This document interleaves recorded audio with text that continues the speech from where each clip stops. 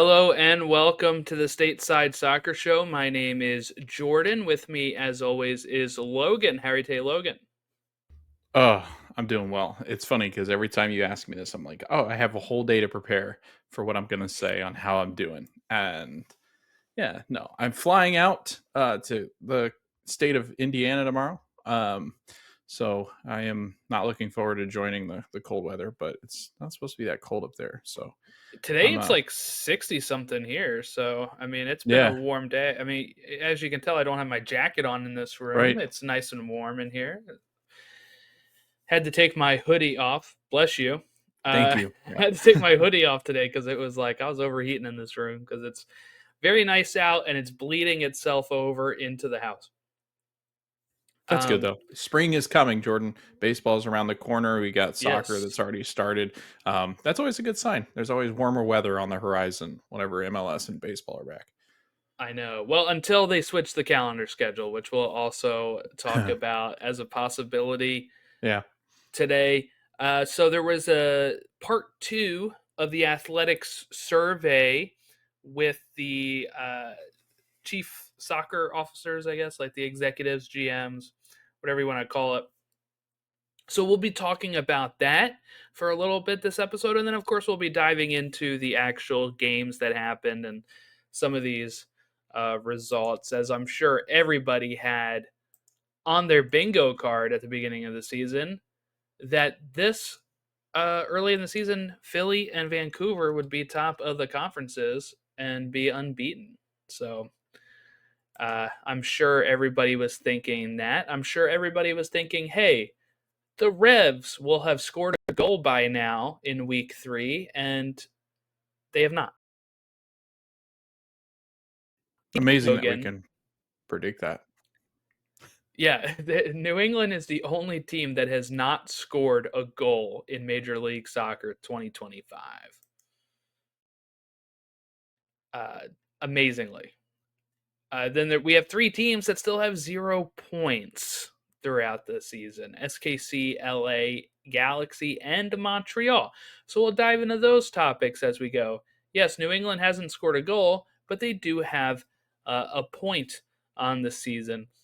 And there is a team that also has not given up a goal, and that is St. Louis. We'll talk about how they played against LA Galaxy later on in the episode.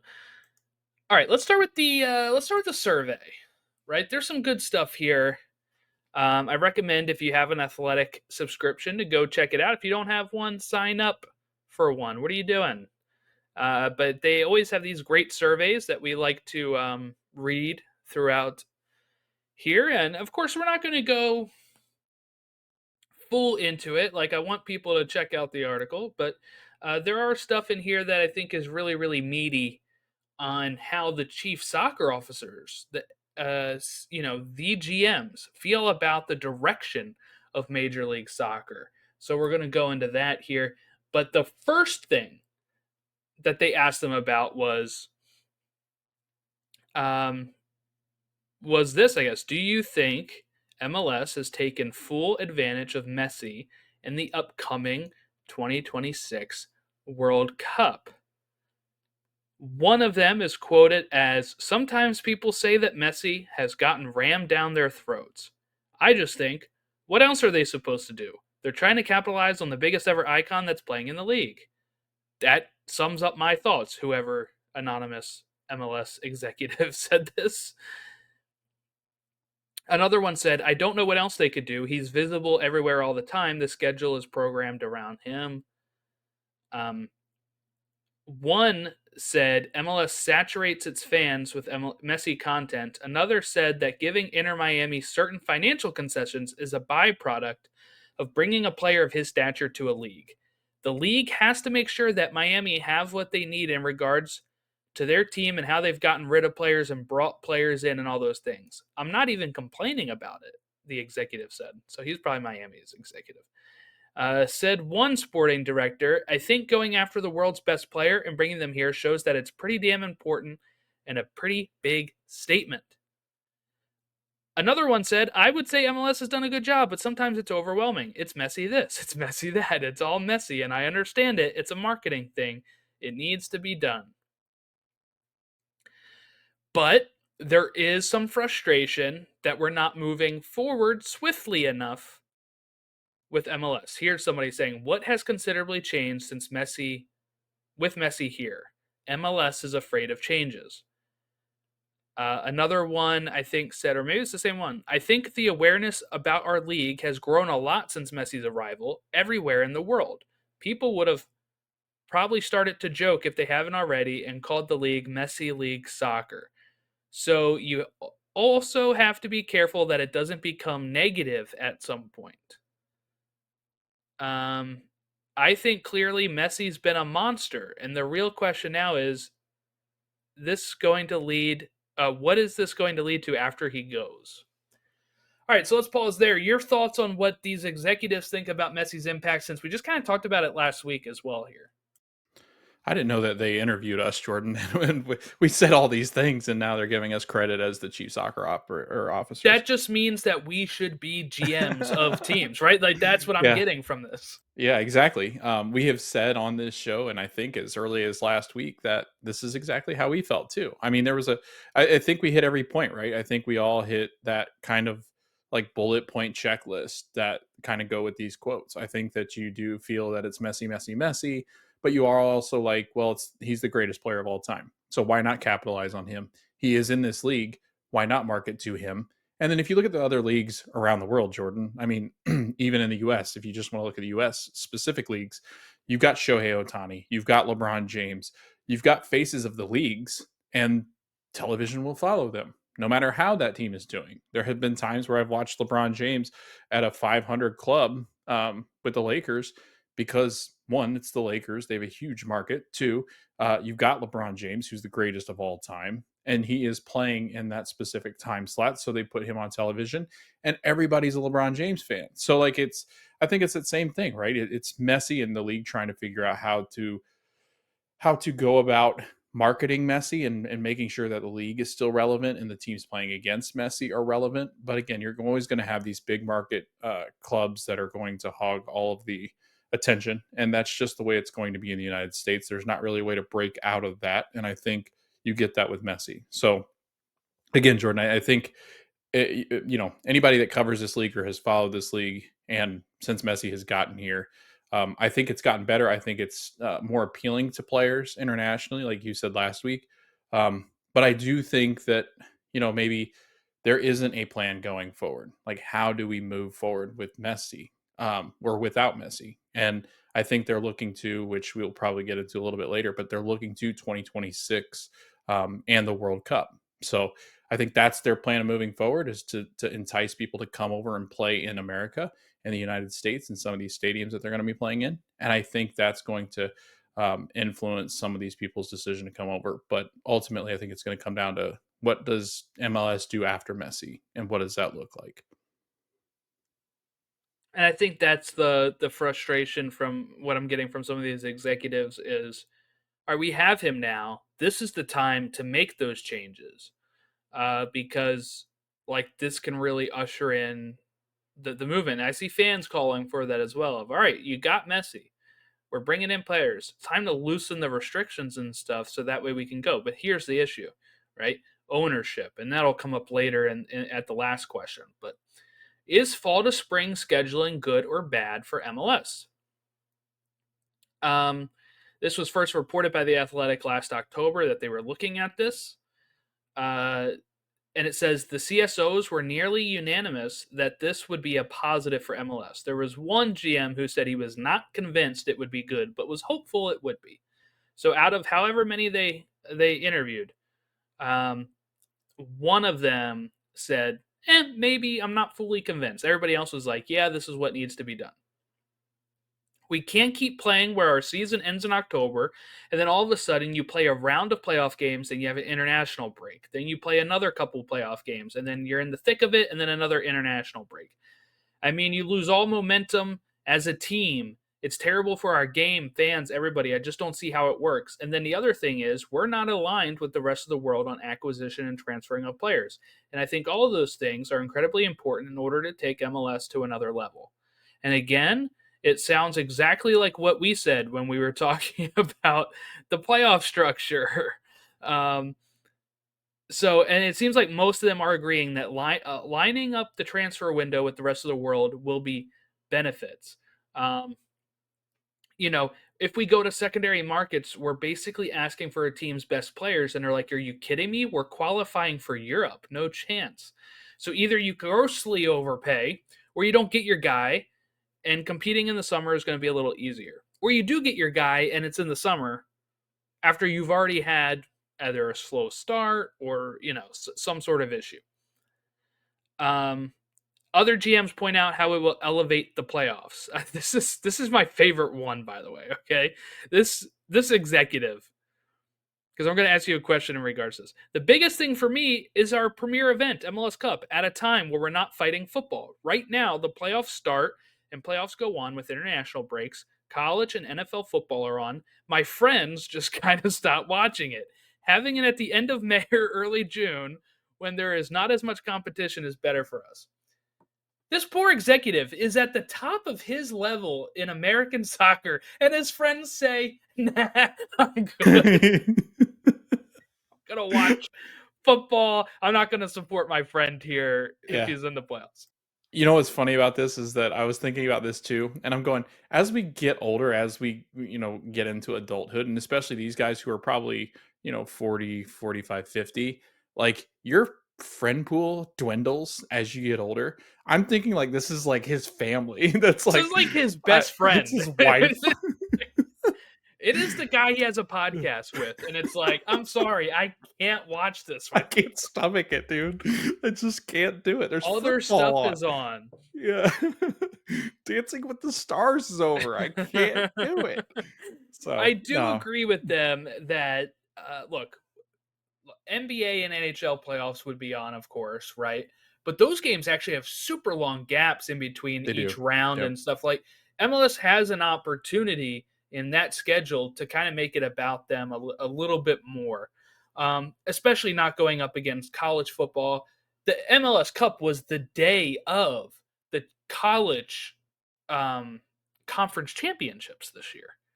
Everybody's Yeah. looking forward to the SEC championship, and we're sickos watching LA Galaxy win another cup, right? Like, you don't have that much competition. I know people usually will be like, "Oh, there's more stuff in the other thing," but like football reigns supreme in this country. So Yeah. having yourself be opposite of that, I think would be good. And then you only really have the beginning of the season up against football. Yeah. I think I think they could figure out a way to do something where end of May, beginning of June. June is like the territory I feel like nobody covers because it's the dog days of baseball. The NBA Finals and NHL Cup, the Stanley Cup, are over, I think, by the first week in June. Yeah, So, like, it's tough because you don't know. I don't know how long they can stretch that out and also stay kind of within this parameter, right? they can't go But too far into June because right, you have the World qualifier, Cup and yeah, and the Euros and Euros, and yeah, stuff like that. So that'll right. be it would have to end probably like the first weekend Like of, the of June. NBA, yeah. So, but I think, like you said, Jordan, you made a good point. By that time in May, you're down to like 4 or 5, 6 teams in the NBA playoffs, just depending on where their series sit. Oftentimes, you're down to about 4 by the end of May. So it'll be interesting to see, and they take like a week gap. The NBA does usually, depending on how long the series go. They'll take a gap in between. So I think, yeah, if you're going to do this, I feel like people too that I feel like people that watch um, soccer are the ones that are watching football and maybe not NHL. Like we don't have a lot of that, right? Like on our timeline, when I'm thinking of people that are tweeting, you see a lot of football and maybe baseball. I don't see a whole lot of hockey and basketball. So Mm.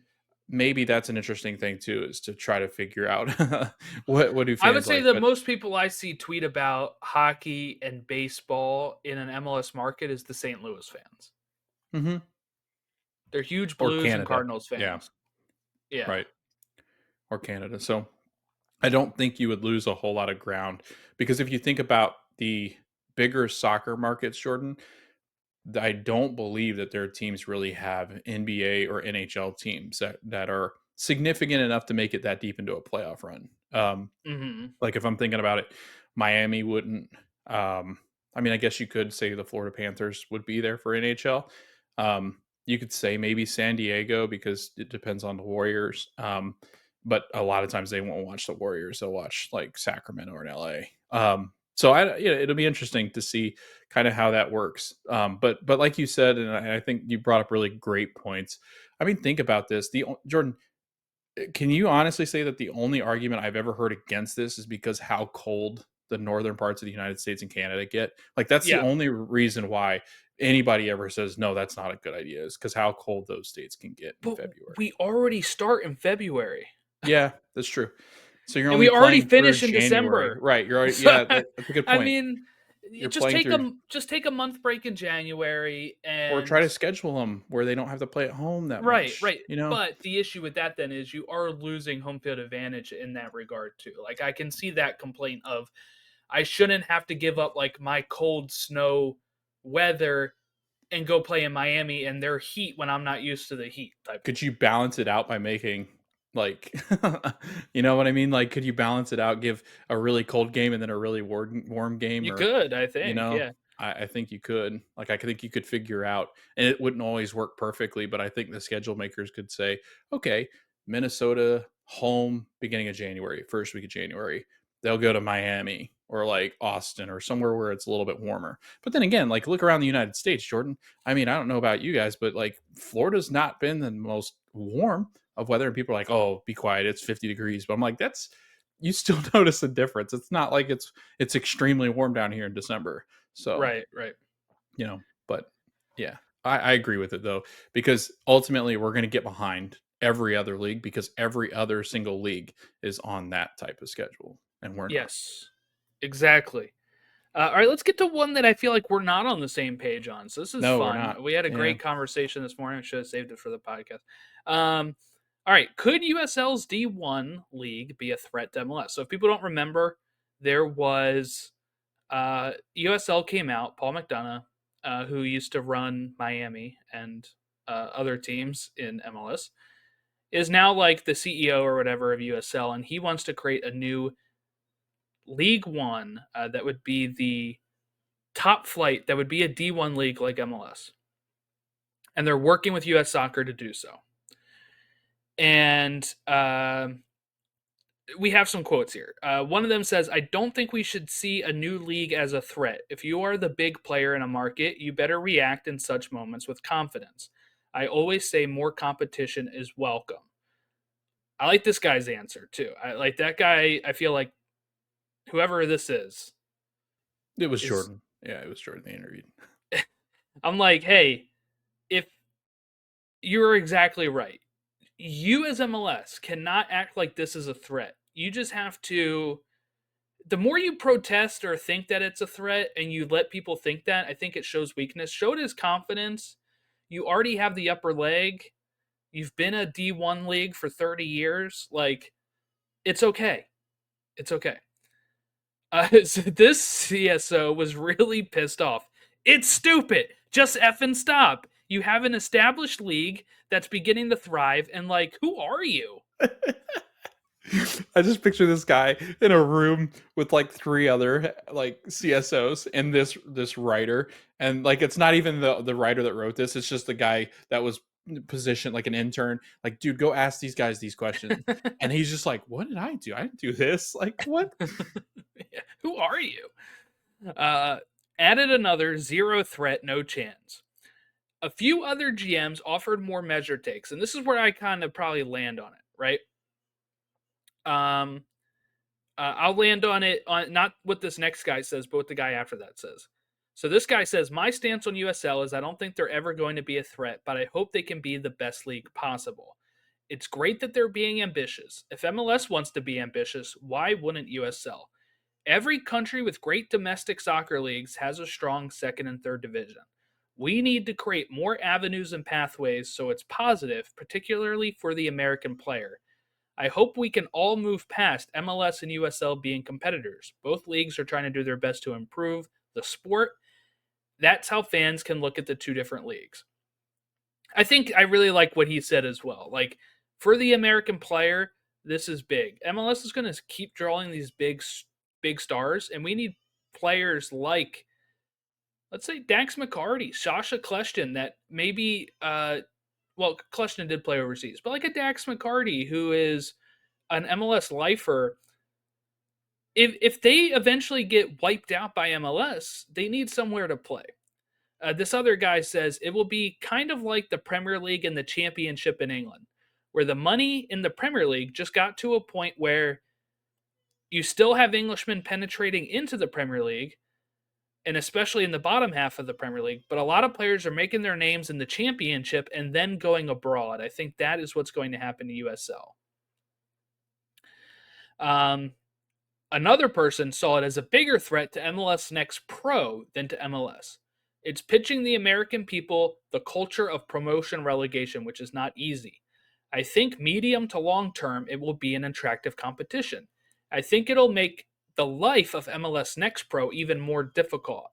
I always thought Next Pro was coming to try to kill USL, and I think USL is fighting back. I think they are going to still be more relevant than MLS Next Pro, and that they're going to have more independent clubs going to USL versus MLS Next Pro. Another exec said, it's not a threat to MLS. Now I think it's an interesting model for them. And I think the grab for them is a lot of these markets surrounding big market MLS teams. I think on a local level, it's exciting for their league, but I can't see them ever getting a market share of the big soccer markets and MLS that are already established. All right, so let's talk about this one. Because I think where I land is, and I've seen some people question as well of, how can a D3 league like MLS Next Pro be a threat to a D1 league in the USL? Or how can a USL D1 be a threat to a tier 3 MLS Next Pro? And I think the answer to that is MLS Next Pro doesn't know what it wants to be. It wants to be both an academy, almost like the minor league baseball system, but it also wants independent teams in their league as well. If you are in an independent club and you are an owner starting an independent club, and there is, let's say, a D3 option of MLS Next Pro, and you know you're probably stuck there. I don't know if you're ever going to MLS. MLS is already at 30 teams. How high can they go? 32? I doubt you're getting the 32nd spot. Or now that there's USL and they're looking at Pro Rel, can you buy into a D3 or D2 over there and promote yourself to the top flight over there? And then you also can control everything. It's still your club, it's not single entity. So for some people, that might work for them better. So, in my opinion, there you're going to have more of those independent clubs going to USL instead of MLS Next Pro. And then you end up having MLS Next Pro have to get rid of those independent clubs and just become academy teams, essentially, which is what they already are. So I can see it's a threat that way. Not like I think the USL level will be higher than MLS Next Pro on the field. It already is. But when you're talking about how can it be a threat, the threat is we're taking independent clubs away from MLS Next Pro and we're using them and we're competing against MLS in those markets. That's where I think it can really affect MLS. This thing is not going to kick off as a D1 league and immediately challenge MLS as a D1 league. That's just not going to happen because of the pockets and because of the 30-year history for MLS at this point. But yeah, I guess give me your thoughts, Logan. Yeah, so I mean, my thing is, and I said this today in our text thread, like I just don't see in the United States, or I was about to say USA, but I'll just call it United States. Um, the United States, I just don't feel like they can buy into this idea of a second professional league operating alongside with another upper tier, first tier Division One professional league. Like I don't think two can coincide and coexist. And like I've never felt that that can work. They've tried it with our most popular sport here in the United States, and it just absolutely crumbles. Talking Like about like every time, XFL or yeah, AFL, UFL, XFL, all them. UFL, yeah. So that's my biggest thing is like I don't think USL could ever challenge them because they'll never get the TV deal that you would need to supplant MLS. And I'm not sure their goal is to mash up MLS. I think it's to kind of coexist and maybe kind of be like that championship level Premier League championship kind of comparison. But I just don't feel like there's enough money in it for a lot of these places because I feel like we're always jumping on here and in 3 years half of these USL teams will be gone. Like I just feel like there's never been any kind of investment in it. There's never going to be investment in them if it's going to be between them and an MLS team. People are going to lean into the MLS teams. They're never going to lean into the USL teams because they're just not in a lot of popular areas. And I don't feel like while there is some following of the USL, I just don't feel like it. Like Jordan, I can jump on our soccer feed, and I would say that we have a soccer heavy following, and probably people that listen to this. And while they might support that team, it might be a fun game to go to on a Friday night because they don't live close enough to one of the MLS teams. They're not picking one of these games on a Saturday night to watch over the MLS team. Like I just don't feel like that's going to happen. And that ultimately is the nail in the coffin. If Miami FC is playing and Inter Miami's playing, and they're both on Saturday night, there's no chance that people are watching Miami FC. Like no chance. And if that's going to happen to their TV deals, Paramount's not going to buy them. They're like, why would I buy that? Nobody's going to watch it. The only one I think that could afford to do it because they do it with other sports is ESPN, but ESPN's on a rocky path. Like I'm not sure that that is necessarily where the streaming would go to. Could they maybe deal and partner up with MLS? That's their only way I think of existing beside MLS is not against Are you them talking or about like having. a future merger or Yeah, something like like I think a that? future merger could be more ideal for USL, which that I could see. Like give Kentucky their team, right? Like Phoenix, like there's a lot of teams, Pittsburgh, Rhode Island, like there's a lot of teams that I think could exist in MLS. I think that's where that's going to go, but I just don't see any league in the USA because of how greedy the owners are. I don't see them allowing another top flight professional league to exist. And people will say, well, there's American ownership in the Premier League, but they can't disrupt it. And you did see them try to disrupt it, and you saw what happened. I just don't think it's going to happen. Like I don't feel like the US system is built for pro rel. If it was introduced here first, absolutely. But because it wasn't, Jordan, I don't think it can exist or anything like it. They would never let another league be kind of similar to theirs in the United States. Like Kraft would never let this happen, right? Like I But just feel like these. what could he do to stop it though? That's my thing because Well, the U.S. thing is, Soccer is allowing them to pursue this. So right. And US soccer can't allow them to do it, but you can also have the crafts and a bunch of these NFL owners go to a network like CBS and go, "Hey, listen here. We'll make sure that the NFL goes somewhere else if you continue to do this with the soccer clubs." Like there's just so much that they I just have power over. I I don't I see why they would ever let another league like this exist because it would just be money out of their pockets. I see what you mean, but I can't see with how much the NFL rights are that like Kraft could seriously, or the other owners that have it could seriously put that pressure on them because at the end of the day, they just care about the money. So the fact is, like, they make more money off of the NFL as it is already than any of the soccer stuff. So I don't think that they'll be too concerned about it. Um, I think I could see a possible merger later on or something if this continues to go this way, but I I have hope that this can actually happen and work, and it can give people two different options. And one of the ways that, like, you talked about how they're not going to get as big of a TV deal as MLS, I think you're right. But let's not forget MLS is on Apple right now, and that's locked behind a paywall most of the time. Right now, USL is on CBS, ESPN Plus, and like Paramount Plus, and they have the free Golazo channel, which plays their games sometimes for free. And some of those games are going to be broadcast over the air on CBS antenna. So you will have people that do not have, and I'm talking about more of the older people, that is hard to get into MLS because they don't even know how to work their clicker and can't get onto Apple. But you will have people that are or cutting cable and that they have an antenna in their house. I know younger people that have antennas in their house because they cut cable. And with the rising cost of all these streaming services have been astronomical, where they're like, you know what, I'll just watch over the air on CBS and watch Miami FC versus whatever. So it depends. I really it's all going to depend on how they launch with this D1 league and what teams are involved. They do have some heavy markets that they can put into this league, and I think um, USL right now has very good fan bases when it comes to their markets.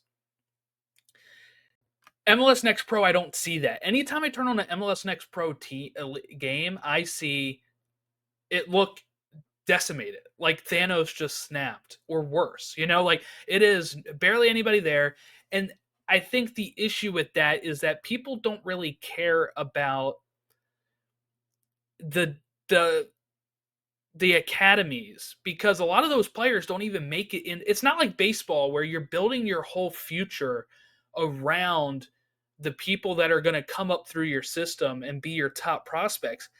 That doesn't really exist. Like we have Kevin Sullivan, who's supposed to be this next big deal, and people barely show up to the Philadelphia Union too. Um, and I'd say even if you had like 11 Kevin Sullivans on the pitch for MLS Next Pro, you're probably not getting still a big turnout. And I think another thing that probably needs to be worked out with MLS Next Pro is the games are like Sunday, like right after the like. Are you going to? I don't know how else you could do this, but are you going to the stadium on Saturday, see your local team, back home, and then the next day going up there in the afternoon to watch the second team? I know people that do that, but to me that's exhausting.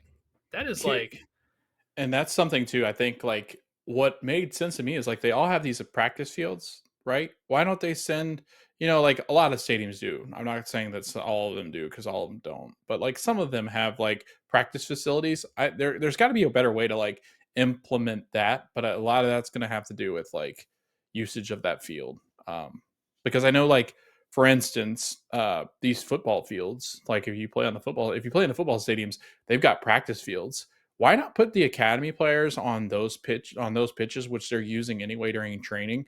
Why not put them on a stadium ground and have them play before the big team plays? That'd be kind of cool. Like if you showed up at 1 o'clock and Philadelphia Union 2 are playing, and you know they can't yeah. do it on that stadium, and of course there's going to be limitations because some of those places do not have a practice field, but I would say most of them do, or at least somewhere in the vicinity. Where play them Well, before the game and let people have the opportunity to go to both. I think MLS Next Pro needs to, instead of being just, if you're going to have the second teams and stuff, remove them from being called two, put them in a nearby other market that can get behind the team, give them their own identity. Because that's why USL is going to trump MLS Next Pro, is because like the fans that go see Detroit City FC, it's Don't have a their team. club. Yeah. It's their club. If you end up having them called like, I don't know, if you're Philadelphia 2, you're like, well, I already watched Philadelphia 1. Why am I going to watch Philadelphia 2? Philadelphia 1's my team. This is a feeder team. But like minor league baseball, take the page from them, where they're in little markets around their teams in other markets and have their own identity that people can just like the team and That's a still good go point. see people. But then like it might create more of a more organized approach to it. So that way, let's say Philadelphia won at one in a market closer to Lancaster or something, right? Or they wanted one down in Maryland to try to grow their fan base in Maryland is the Philadelphia Union. So they put in like a team in northern Maryland somewhere that has Maryland's not a great choice actually because they have like we don't have a lot of big. Oh, but okay, Wilmington. They put a team in Wilmington, Delaware. Let's do that. That's close to Philly for people to still come down. But also, Wilmington then has a soccer team. They would be maybe more interested to check it out. It would not be called Philadelphia 2, it'd be Wilmington something. Unfortunately, probably FC. And then you would have from there, people then they'll be like, oh, the parent club is Philly. Maybe we'll go up to Philly and catch a game sometime. Like, there has to be ways to do it that way for MLS Next Pro, I think. But I don't and know. and you know, it would depend on the people in the USL. And I know a lot of the friction's been created because of US Open Cup. But like I could see a time coming where, like you said, MLS Next Pro, which I think is an awful idea. Like, don't get me wrong, like I'm not backing it, MLS Next Pro. I just don't feel like either of them are good, you know, content that other people could buy into outside of their smaller markets.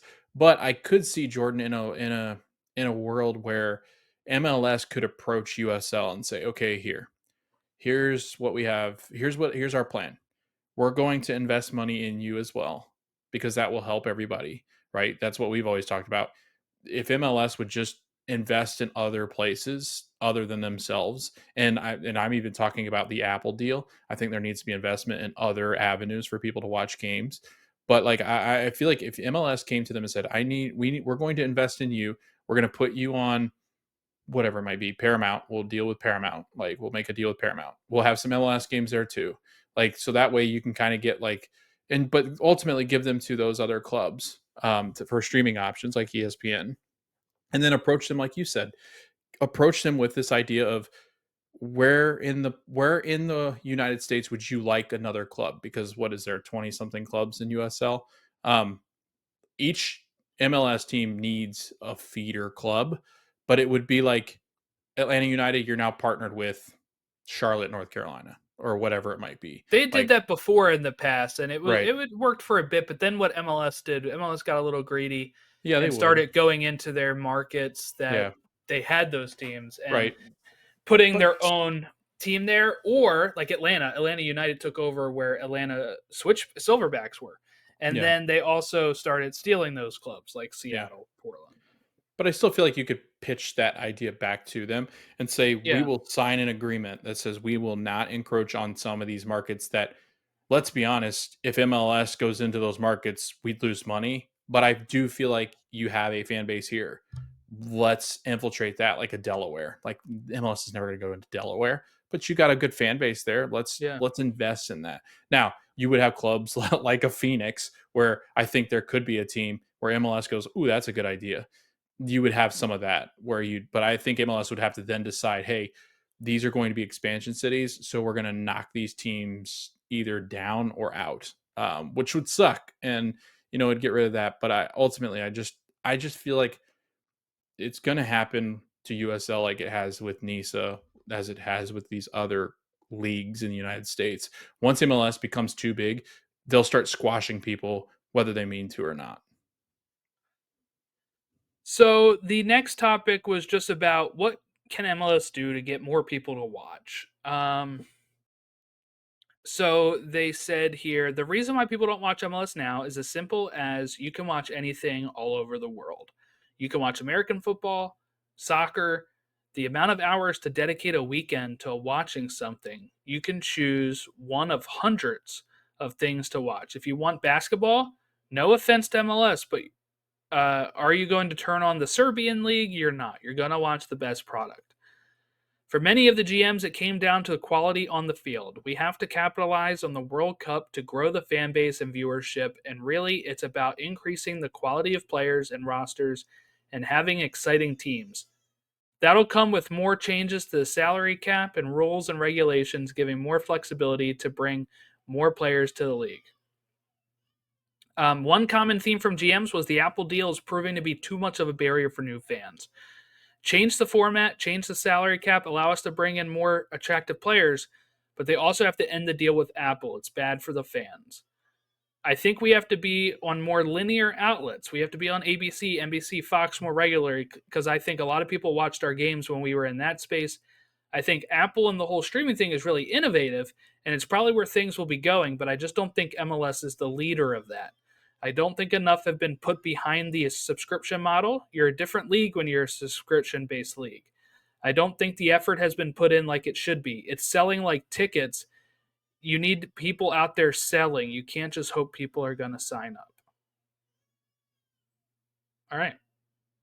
What's your thoughts on the what more can they do? Yeah, this is the tough part because of how much the experience is enhanced when you've got a partner like Apple. But I think the exclusivity of it, Jordan, is what really gets people. And especially nowadays where I mean $100 is quite a bit of money to spend on um on sports, and especially a sport that's not quite as popular, and a sport that definitely has a lot of flaws. If you're going to ask people to pay that much money, then this isn't Apple's fault, this is MLS's fault. MLS has to unleash the monster of, hey, go sign who you want, we'll figure it out. As far as salary cap, luxury tax, what does that look like? I think the luxury tax model is probably better fit for this league, just because I think that's the way all MLS or United States sports are going. So, but Jordan, ultimately, what's going to get people to watch this is to take down that paywall, um, offer more free games. Like that's ultimately what it's going to be. I mean, I think half of the games maybe should be free. Maybe you make one of the games it's a little bit more of the highlight game. Um, like the 4 o'clock game on the Sunday, maybe make that the game that you pay for. 7 o'clock Sunday night football, let that be free. Because Jordan, what got you and I into sports? Sunday night baseball and Sunday night football, Monday night football. Like that's what gets people excited because of those primetime games. Where I just feel like MLS, like if I say, hey, you want to go watch MLS at the bar? We can't go watch MLS at the bar. You know why? Unless you go to a soccer specific bar that covers MLS, that cares about MLS and has a subscription, you can't watch MLS soccer when you're out to eat. It's crazy. Like Matt, one time I remember he goes, we should go watch Orlando City. And I was like, where? Like, unless we're going to go buy food and take it back to an apartment, we can't watch MLS anywhere. We got to watch it at a house or somebody else Yeah, streaming.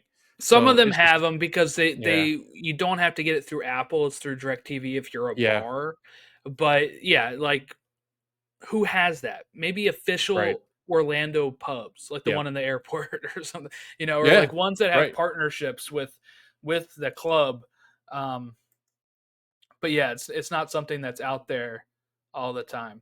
So that's part of the survey. There's more questions, more answers, and stuff. If you're interested in that, like I said, go check it out. It's really informative, seeing how these executives think and talk about this stuff. But I think we're going to get into the actual games now before it's super late. But so let's talk about Jordan Morris is now Seattle's all-time leading goal scorer, 87th across all competitions, passing Raul Diaz with who had 86 in all comps.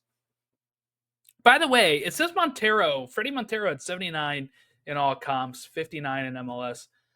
I tried to do a deep dive on my lunch break today to figure out, okay, who had the best like goals per 90, because it was I felt like Montero scored more of those goals in the first 3 years cuz he did like a 3-year stint, left and came back for a 3-year stint.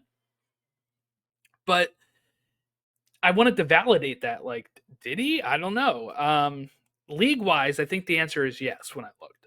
But when we're talking about all competitions, I started doing it. You might see. I don't know how well this will translate on there, but this is it's all blurry, which is good. But this is all my notes tracking what Champions Cup game, what Open Cup game Montero played in, which one he scored in, all of that stuff. Took an hour of my time today. Still cannot get to a real answer because the system is flawed. And this is probably one of my biggest things. And one of the things I think that is getting when people get upset, like I saw somebody get online during the Champions Cup games this week and said, why can't MLS sell these games on a Tuesday, Wednesday, or Thursday?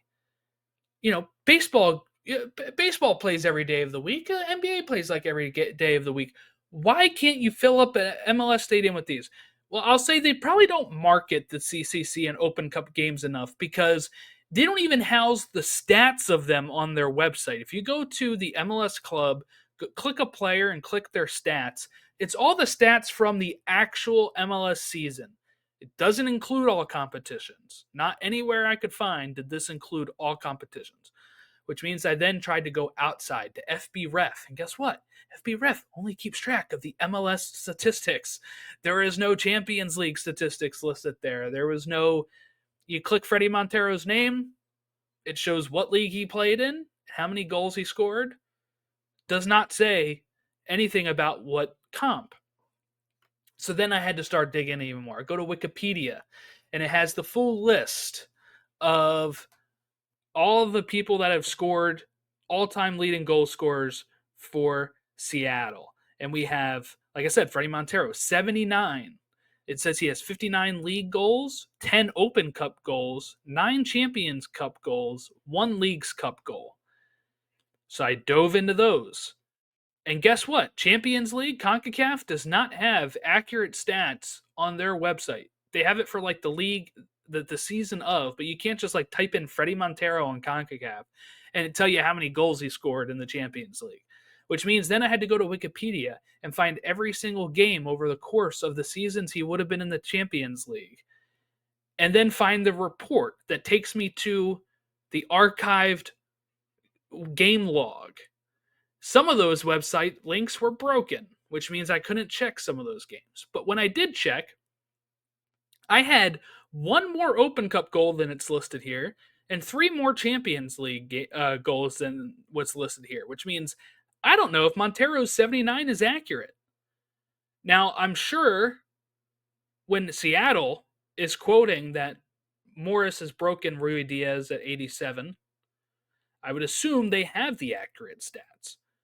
But maybe somebody didn't just update Montero's count, and maybe Montero actually has 84 instead of 79, which would make the race look a little tighter at the top.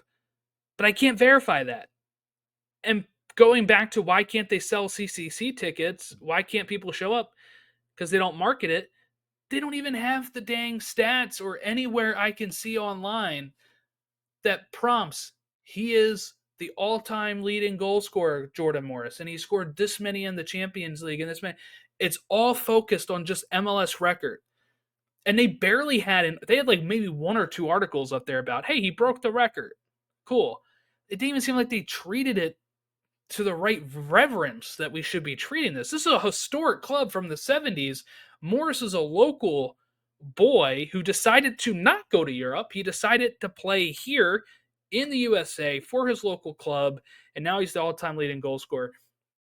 And Logan, I also throw it to you to say, this is what I keep talking about on how MLS can grow, is not just bringing the big players over, but you have a player like Morris who grew up in Seattle, who watched the Seattle Sounders, was part of their academy, came into the league, and say, I'm not going to go to Europe because I want to play for Seattle. And now he is the all-time leading goal scorer, which means there are probably kids in the stands in Seattle that say, I would not go to Chelsea FC. I want to become Jordan Morris. I want to break his record. And that's what you need. You need kids looking up to people that have been in the league for years, breaking records. And that is what you need to be able to capture those young kids to want to play here. And then eventually your best players will be here.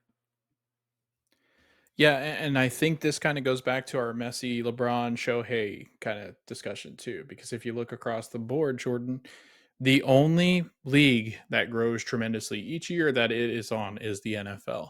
Why is that? Well, because they market their quarterbacks. And I don't mean just Patrick Mahomes. I mean Lamar Jackson. I mean Josh Allen. I mean the problems like Aaron Rodgers. Like, you have an idea, like there's this identity with each of the quarterbacks, and you can go, oh man, Dak Prescott, or like, and then you can start to rattle off some of the defensive guys, like a Miles Garrett. Like, there's so many characters. Whereas, like, that's where I feel like that's what's gone wrong with NBA MLB and MLS. And I do think the problem with that, and I think what's happened is that there was such a focus on one particular player because when Jordan was around, Jordan, when Michael Jordan was around, it wasn't just about Michael and Michael's league. It was about everybody else that was trying to take down Michael.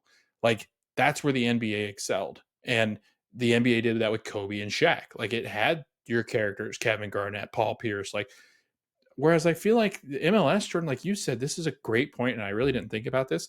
Jordan, can you name like a face of MLS if I took away Lionel Messi and all the Inter Miami players?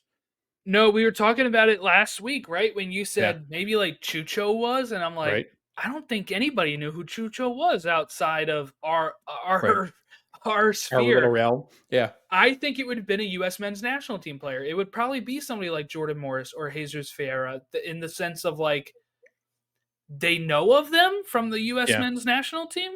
Right. Because if I said US player, Jordan, my first thought goes to Christian Pulisic, and he doesn't play in Yes, this league. So, exactly.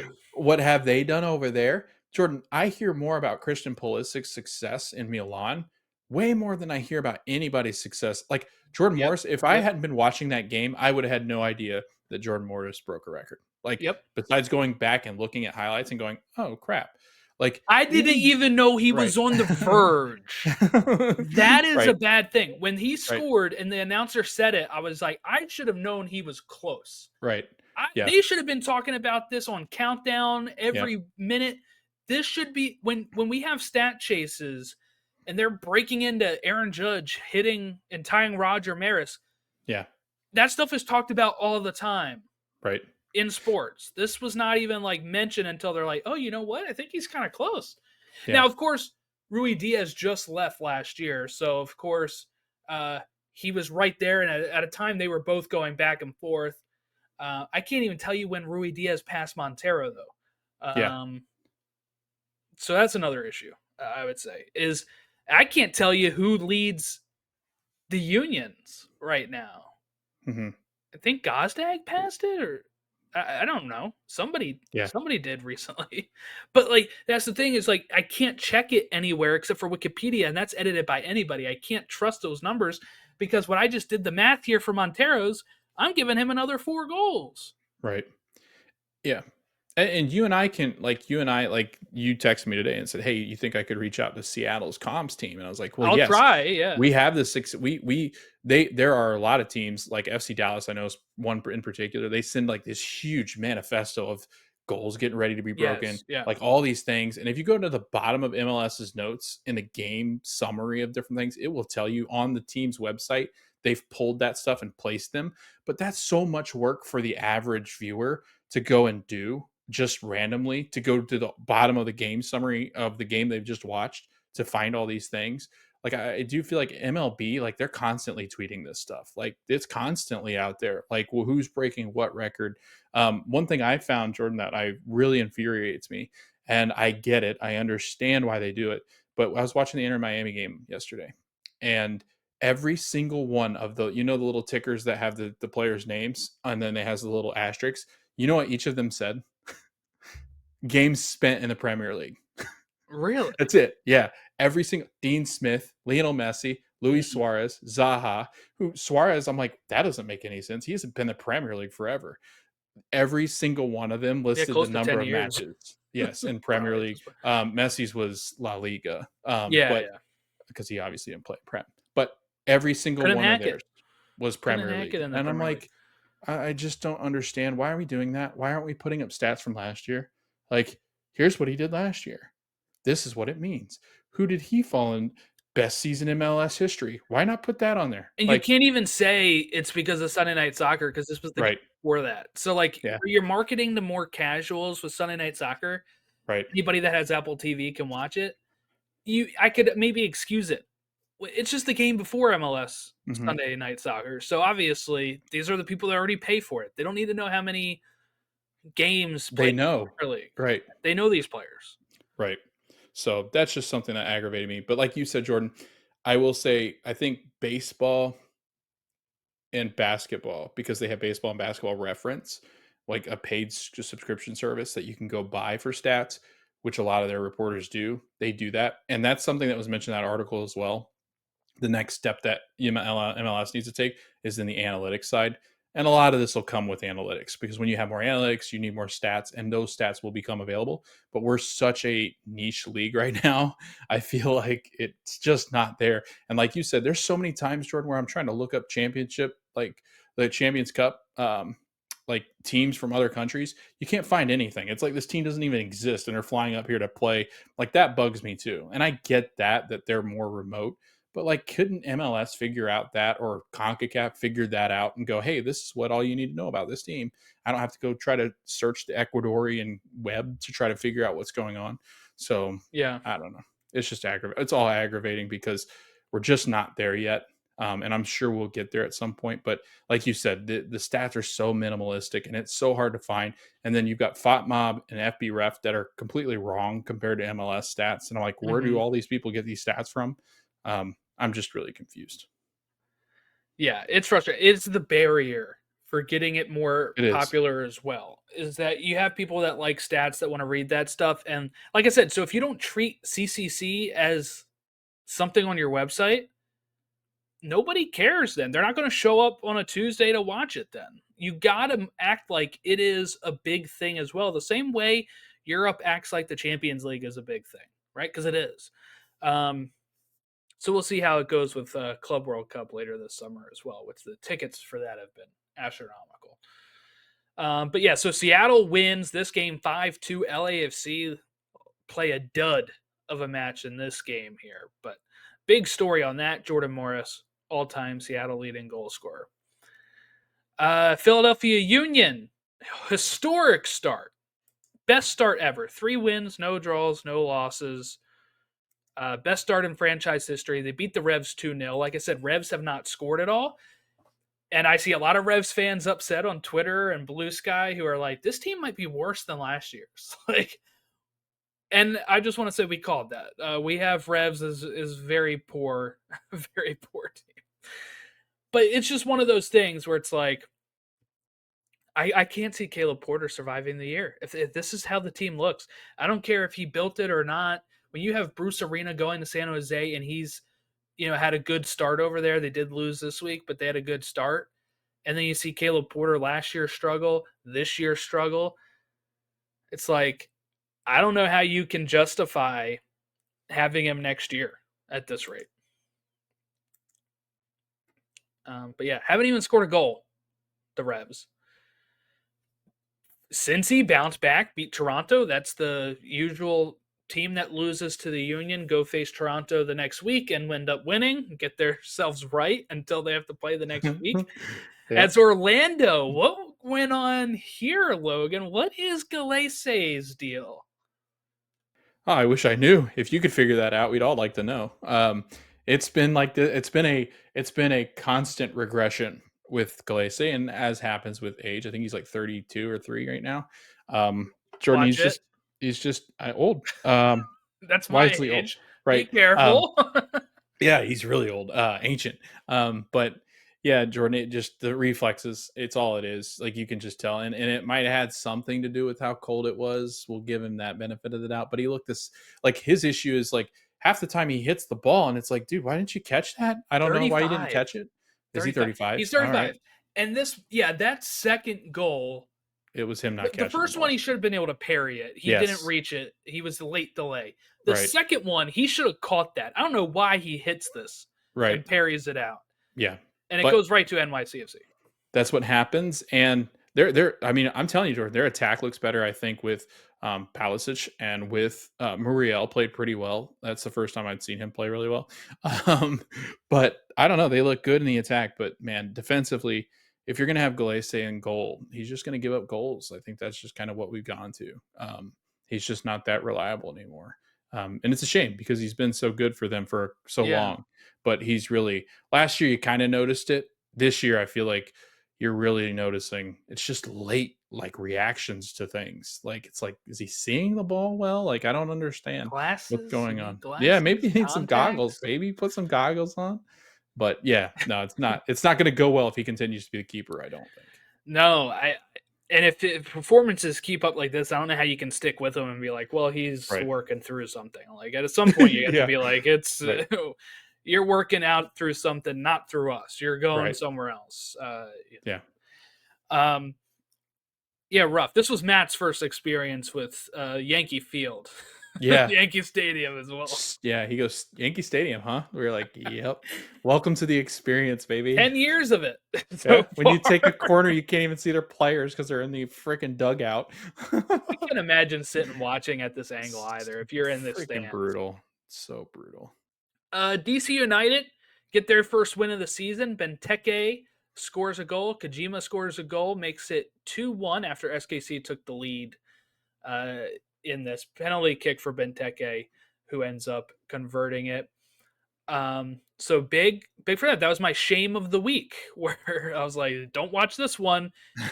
Hey, it was pretty good. They were actually the first goal to be scored in those games that were tied 0-0 Yeah, at the half. first time in MLS history that 5 teams have gone scoreless and they're in a window together in the first Pretty half, so amazing. pretty fun. Pretty amazing. I joked. I was like, "Oh man, Seattle and LAFC stole all the goals this They week." did. Chicago beat Dallas 3-1. Greg Berhalter gets his first win back in Major League Soccer, so big win there. Nashville beat the Timbers 2-0. They could have been 4-0. They actually had 2 penalties Yeah, against Nashville. yeah. As DC United legend Andy Nahar scores the goal that actually goes in to the back of the net to give them a 1-0 lead, and then they score again to make it 2-0 later in the match. You wanna hear something funny? I was watching, MLS wrap up today, Me and too. and did you see the part where Bradley Light Phillips was like, "Oh, yeah, my former teammate," I think it was at Red Bull, and then Sasha or one of them goes, Sasha goes, "That Anderlecht, was Sasha, right?" Yes. But it Yep. was, like, basically all of them, and Dax McCarty goes, "Well, he was I was at DC when he first got there." Like, Right. and Right. then he goes, "I had a coffee with him, and the next day I got traded, so I felt like that was my problem." But they're like and then they joke, they're like, "Geez, has everybody played with Andy Nahar?" And they go, "Well," and you said this perfectly. You said, basically, he's this wily veteran that's been around the league so much that people think he's older than he really is, and he's not really Yeah, that he's like old. 32. Right. So, because Younger he than me. started when he was so young. So, Yeah, it's he's one incredible. of those players. He was like the first kid I remember breaking into DC United, Yeah. 2008ish, and that's when I was watching DC. There was no Philly, so that was the team I was watching at the time, and first getting involved with Major League Soccer. And um, it was he was one of those players. He was one of my favorite players, and then he went to Anderlecht, right, and played with Sasha Kljestan for a bit, and I loved when he came back. I didn't realize he was at Nashville. Like I was I like, didn't oh realize dang, he was like that's back. Yeah. crazy. Because last year he was at another team outside of MLS, and then he came back to MLS this year. So he's been kind of all over the place. See, San Diego remains unbeaten. They beat RSL 3-1, which is a pretty big win for San Diego. RSL struggling. Chucky Lozano was out for San Diego still, so he did not feature. Vancouver win 2-0 over Montreal, which means that they are the top of the West. They have no losses, no draws as well. But Gold is out right now. He is injured. I did see an update on this, though. It said that it's a matter of like weeks, not months. Oh, So that's like it good. Like, is, that looked like a season ender, but yeah. So that's it good seems that like everything's going to be okay for them. that's good because they've been playing really well, and he's the most important piece. Miami beat Charlotte, going down to 10 men in the 38th minute. A deserved red card, taking out Zaha there. I don't think we can really complain much about that. But they end up winning 1-0. That's what, the second week in a row they had a red card and still win the Yeah. game. So pretty good. I think third straight game too. I think they had that happen in the CCC as well. So Yeah. they've had 3 straight games of of red cards and winning the game. So they're feeling pretty good. And the LA Galaxy are winless. They lose 3-0 to St. Louis, who has yet to give up a goal, as they've kind of been on a bounce back after last season when they fired Bradley Carnell. Thank you for firing him, because he seemed to have turned the union around here. But Galaxy, I kind of joked about it earlier. Everybody keeps saying like, yeah, should we be worried? I'm not worried for them yet. It's still early. I've already kind of said I don't think they're winning it all this year anyway. Get everybody healthy, get back to it next year. We'll see. Um, okay, Columbus and Houston drew 0-0. Atlanta Red Bulls drew 0-0. That was the only game that finished 0-0 that start in those 5 matches that were all tied. Rapids win 1-0 at Austin. Then we had Minnesota beating San Jose 1-0. That was your shame of the That week, was my saying shame of that the week. San Jose was Yeah, going it to win was. that one. Yeah. Minnesota said, not so fast, Logan. Not so Yep. fast. How dare I? Okay, so the standings. We have the Philadelphia Union with 9 points, top of the East, just like I suggested and thought they would be. Miami in second with 7, Columbus in third with 7, Cincy in fourth with 6. DC United just got their first win, but guess what? They have 2 draws, no losses still, and they sit with 5 points in 5th place. Charlotte in 6th with 4, Red Bulls in 7th with 4, Chicago in 8th with 4, NYCFC in 9th with 4.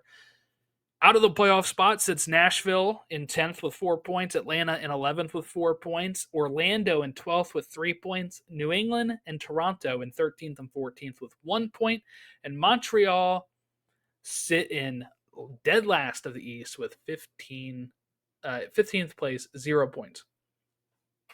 Over in the West, we have Vancouver, 9 points in first. San Diego in second with 7. San Jose, the Sands, are in the top 3 with San Jose third place, 6 points. Minnesota fourth with 6 points. LAFC in fifth with 6. St. Louis in sixth with 5. Colorado in 7th with 5. Seattle in 8th with 4. Dallas in 9 with 4.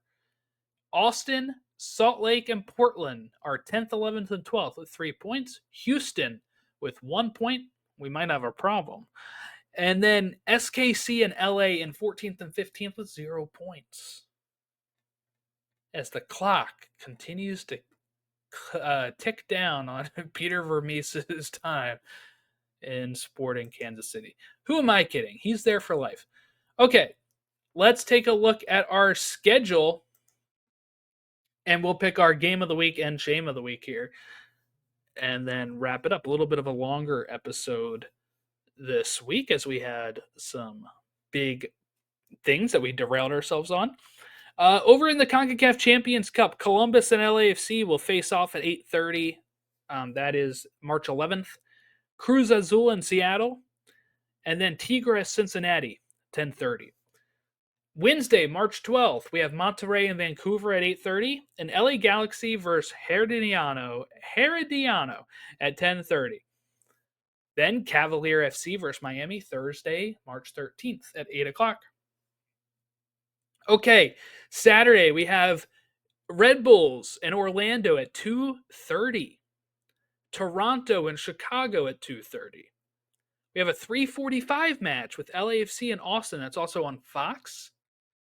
Then the 7:30 games, Charlotte, Cincinnati, DC, Montreal, NYCFC, New England. Then we have SKC and Minnesota at 8:15, Dallas and Vancouver at 8:30, Houston and RSL at 8:30, St. Louis, Seattle at 8:30, San Diego, Columbus at 10:30, and San Jose, Colorado at 10:30. That Minnesota game is also on FS1. Then we have 3 games on Sunday, 2:25, Philadelphia and Nashville at Subaru Park on Fox and Apple TV Plus. Then another Fox game at 4:45, Portland and LA Galaxy. Then at 7 o'clock, Sunday Night Soccer, the big one, Atlanta, Miami, a rematch of the playoffs where Atlanta got the upper hand. Okay, let's go game of the week, Logan. Yeah, I think I'll go off my shirt here. I'm wearing Atlanta United. I'm going to say Atlanta United hosting Inter Miami Sunday Night Football. I don't think it gets any better than that. Atlanta hasn't looked as sharp, I think, because of all the new faces. Yeah. But I do feel like this is one that they'll get Can't up score. for. Yeah. Maybe this is one they'll get up for, and maybe Messi plays again this year. I don't know. It's pretty exciting to Yeah, try he to didn't figure play out if this he's going to play. week. Right. So he did have his kit in his hand sitting on the bench. So we're getting close. Just got to get But it he, on him next. yeah, Put next it time they need to on. teach him on, like on. But yeah, so I'm looking forward to that, Jordan, because I think Atlanta United going to get a win here. I think Okay. they're gonna knock out Bold. Miami. Yeah, bold take here, but I'm looking forward to it. It'll be a rocking stadium. It'll be sold out Sunday night, 7 p.m. Really looking forward to watching that one because that'll be a good one. I wish I could get to a game soon for Philly. Sunday, Philadelphia Nashville is going to be fun because I think Philly has a good chance of going 4-0 right here against Nashville. Nashville has trouble scoring. My game of the week, I'm going to actually go with St. Louis, Seattle. I think St. Louis has been playing well. They haven't been giving up goals. Seattle was struggling for goals and then just scored a bunch load against LAFC. Which one wins here? This is going to be in St. Louis. So I'm going to be really curious to see how Seattle plays for this. I have the soft spot for Seattle, of course. I've been mentioning that. That's why I went on such a deep dive with Freddie Montero. He's one of my favorite players, and I'm trying to get accurate numbers here. So that's going to be my game of the week. Let's go shame of the week. What game would you tell your friend not to watch? And why is it Red Bulls Orlando? If you want to see really bad goalkeeping and really good goalkeeping, you'll watch that game. Because Colonel, yeah, how do you Yeah, say that? Yeah, Colonel, I don't Cornell, know, right? Cornell. Yeah, I think it is. Ever heard of it? Yeah, ever heard of it? No, but yeah, I think Jordan, if I'm telling somebody to avoid a game, I'm avoiding like the plague, Houston RSL matchup. Like I just, Oh, that's a good one. they've both not been very good That's this year. Houston cannot score. Salt Lake cannot score.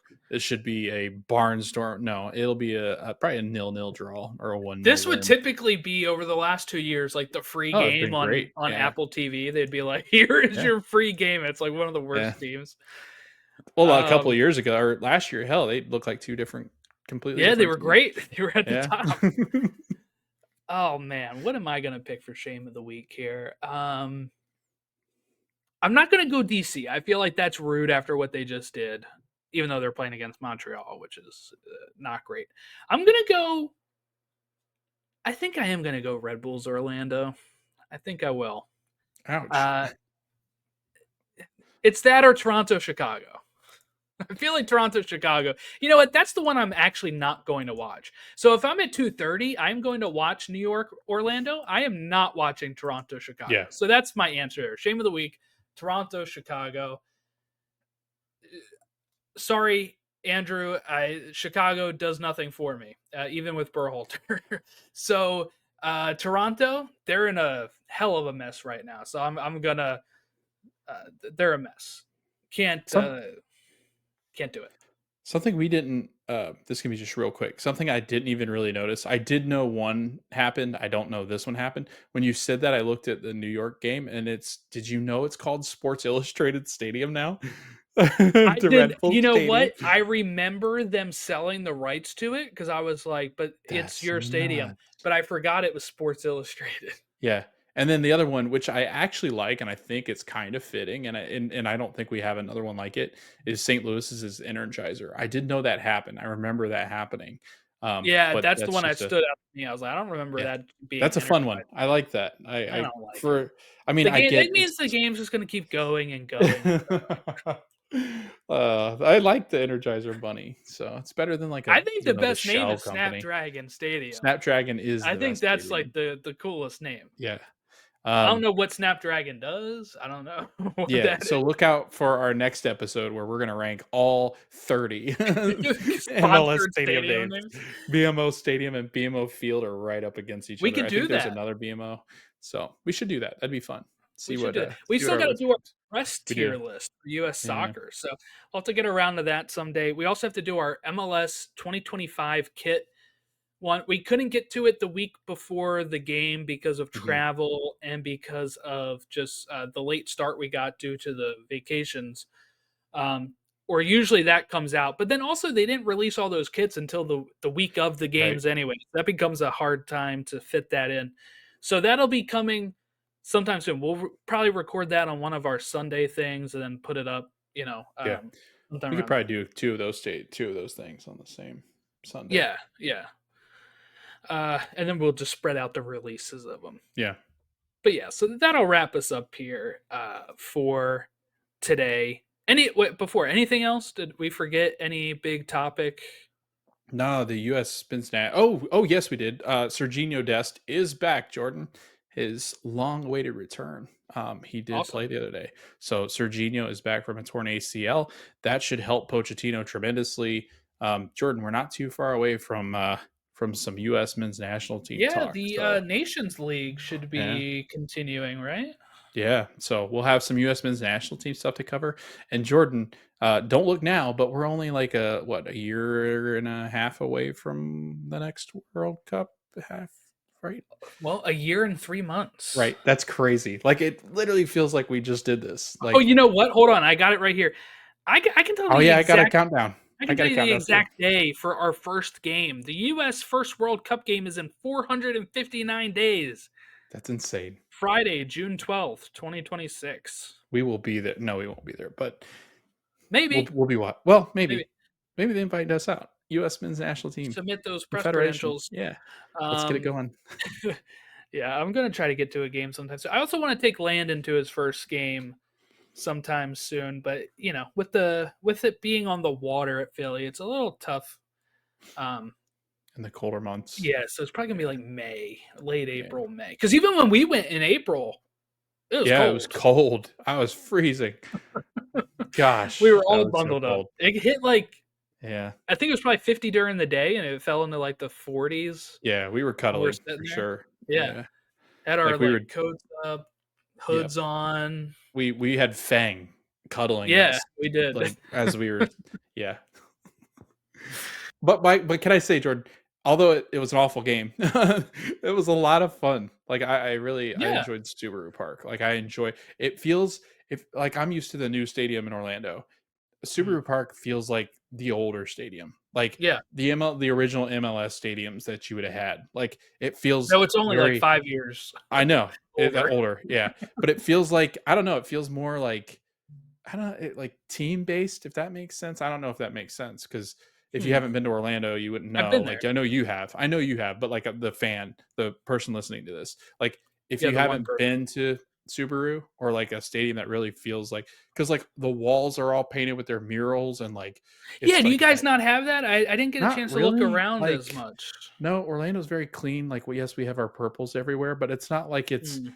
like where it like smacks you in the face that you're in 'Cause an I Orlando love the City game. wall art at Subaru. Me They have, too. like, the lights, they have, Yep. like, paint. Yeah, I mean, Yep. it looks great. It feels like this is not meant to offend them or be offense to anybody at the union that designed the stadium, but it like feels like a rec league stadium where like everybody knows everybody because of like the Mhm, concessions mhm. aren't necessarily the most high end kind of concessions, but it just feels like a good time. Like I don't know how to explain it. It feels very family oriented. Feels very whereas Orlando City gets like it's very hustle bustle and very Mm. clean. Like I will say it's very clean in Orlando, but it feels more corporate metal and tinny. Yeah, yeah, Whereas yeah. like your stadium feels much more Blue like a collar.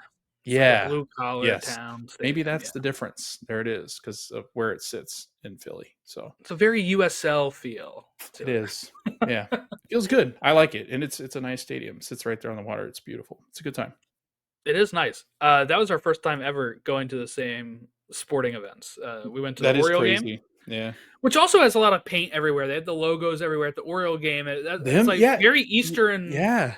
It's that Northeast, I feel. feel like. Yeah, yeah. Yeah. Like Because it's weird. Like now the that you said Citizens that, they are Bank similar. Yep. Citizens Bank has that at the Phillies as well. Lots of It wall art feels and feel. right. But Because like I guess the other thing too is like Orlando City kind of you go upstairs to get onto like a concrete platform and it's all mhm. like gray, like the ground is all gray and it's very metal and You know what very it feels like? You haven't been here, but I would say if I was comparing the stadiums, Audi Field at DC oh, okay. Yeah. feels Orlando esque. Okay. So Like I love Interco, next but time, it's different. next time you come up and you go to DC with me, you'll probably be able to see if I'm off Yeah. base or on base there. No, that'd be no, yeah, because I got to get up there another time because we got to do this again because it's fun. But especially because you're so like central to so many places. But Oh yeah, because then like another time we can go up to the Red Bulls or Yeah. like we have everything around Right. us, which is good. Right. NYCFC, we can go to Yankee Stadium. Baseball or basketball, football, Yeah, whatever play out there. whatever They're they're playing playing. there. Yeah, what other They're sport? We playing just the show Winter up. Classic at Like, hockey. what Yeah, game you guys going to? Oh no, we're not going to a game. We're just going to Yankee Stadium. Whatever event's going on, that's where we're. there'll be something going on, right? All right. At Stateside Show on all of our social media. If you have a way to find easier numbers for CONCACAF Champions Cup and Open Cup, let me know because I was scurrying the web today and it was rough. So let me know. You can also email us statesideshow@gmail.com. But yeah, so thank you all for watching and listening along with us. We'll catch you again next week when we talk about match day 4 and any big topic that comes up in the world of stateside soccer during the time. Thank you.